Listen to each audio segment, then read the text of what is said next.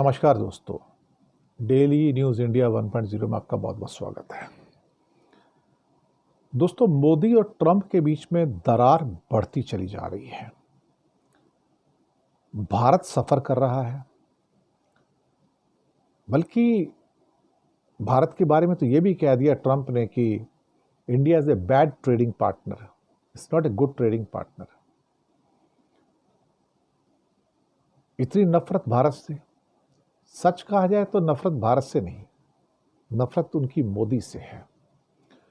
लेकिन मोदी से जो नफरत है उसका खामियाजा 140 करोड़ भारतीयों को भुगतना पड़ रहा है। ये दरार बढ़ती चली जा रही है इस टाइम मोदी और खासतौर से ट्रंप के बीच में। और जो भारत ने एक रिटेलिएशन किया, जो चिट्ठी लिखी, एक स्टेटमेंट दिया विदेश मंत्रालय ने, उसने इस आग के अंदर और घी डाल दिया। अभी तक तो भारत ने नहीं किया था। पहले थोड़ा बहुत लगा कि हो सकता है कि पानी सर से ऊपर चला गया, जवाब देना चाहिए, लेकिन जवाब के अंदर कई चीजें ऐसी आ गई जो शायद किसी और को प्रोवोक करने के लिए काफी हैं।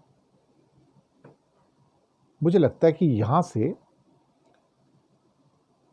जो ट्रेजेक्टरी वो बदल गई साहब। ऐसा लगता है कि हमने अपने आप को हिट विकेट करवा लिया। सच बात है। पहले लगा कि हम शायद हो सकता है कि गेंद अच्छी खेल रहे हैं, लेकिन हम पीछे हटके हम हिट विकेट हो गए बाद में।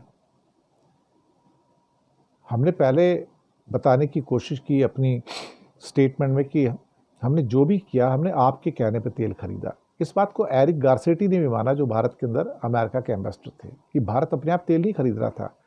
क्योंकि दुनिया में तेल की मार्केट जो थी स्टेबलाइज नहीं थी, तो अमेरिका ने भारत से कहा था कि आप रशिया से तेल खरीदो ताकि मार्केट स्टेबलाइज हो जाए। अब उसके बाद जब ये हो गया और इंडिया ने सबको तेल सप्लाई भी किया और तेल पे सैंक्शंस भी नहीं थे, एक्चुअली अभी भी नहीं है सैंक्शंस, एक रेट फिक्स किया हुआ, वहां तक खरीद सकते हो। पर अब तो सीधा ही कह दिया गया तेल खरीदोगे नहीं आप। और भारत ने फिर थोड़े से अगले जो स्टेटमेंट दिया, इसमें कुछ इल्ज़ाम लगा दिए फिर कि यूरोप ने तो खुद 67.5 बिलियन डॉलर के जो सामान है रशिया से खरीदा। और जब खुद खरीद रहे हैं तो दूसरों को मना कैसे कर सकते हैं? अब ये बड़ी दिक्कत वाली बात हो गई साहब। और ये कहा कि तुम तो वहाँ से फर्टिलाइज़र खरीदते हो, माइनिंग प्रोडक्ट्स खरीदते हो, केमिकल्स, आयरन, स्टील, मशीनरी, सब कुछ तो खरीदा आपने रशिया से, ये यूरोप ने खरीदा। और फिर अमेरिका पे भी हमने क्या दिया, भैया तुमने भी खरीदा वहाँ से। न्यूक्लियर इंडस्ट्री के लिए पैलेडियम, न्यूक्लियर अपना यूरेनियम खरीदा, ईवी इंडस्ट्री के लिए चीज़ें खरीदी, फर्टिलाइज़र खरीदे, केमिकल्स खरीदे, तो तुम भी पीछे नहीं थे। मैंने पहले बताया 40,000 करोड़ का ये सब मसाला जो था, ये अमेरिका ने भी खरीदा रूस से पिछले साल। फिर भारत ने ये कहा कि ये अनजस्टिफाइड है, अनरीजनेबल है, वी हैव बीन टारगेटेड। हम एक मेजर इकॉनमी है और हम जो भी हमसे पॉसिबल होगा अपने आप को, राष्ट्रीय हितों को सेव करने के लिए हम करेंगे।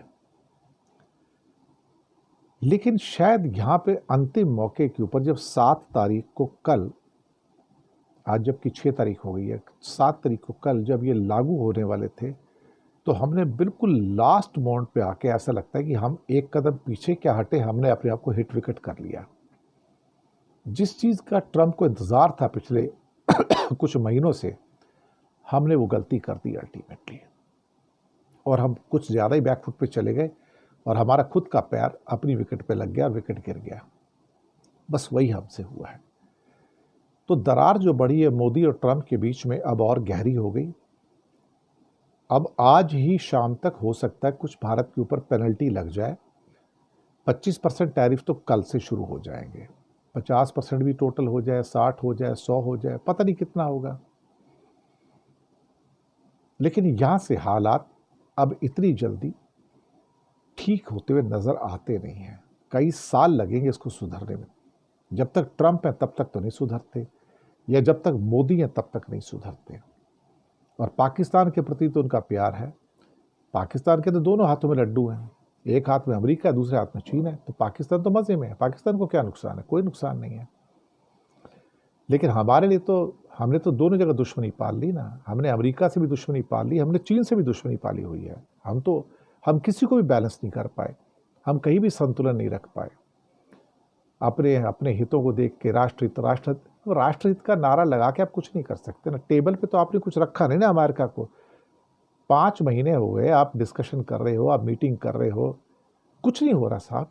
इंडिया कुछ भी ऑफर करने को तैयार, जब ऑफर करने को तैयार नहीं है तो भैया वो तुम्हारे ऊपर दया दृष्टि क्यों करेगा? जब उसने ईयू के 27 देशों को नहीं छोड़ा, ब्रिटेन को नहीं छोड़ा, जापान को नहीं छोड़ा, वियतनाम इंडोनेशिया को नहीं छोड़ा, तो हमें क्यों छोड़ेगा भाई वो? बल्कि ब्राज़ील पे तो 50% मार दिया। क्या किया जाए साहब? मोदी ने कुल्हाड़ी पे जाके पैर मार दिया आखिरी दिन। जी हाँ, कुल्हाड़ी पे जाके पैर मार दिया। क्या कहा जाए साहब? शुक्रिया आपका।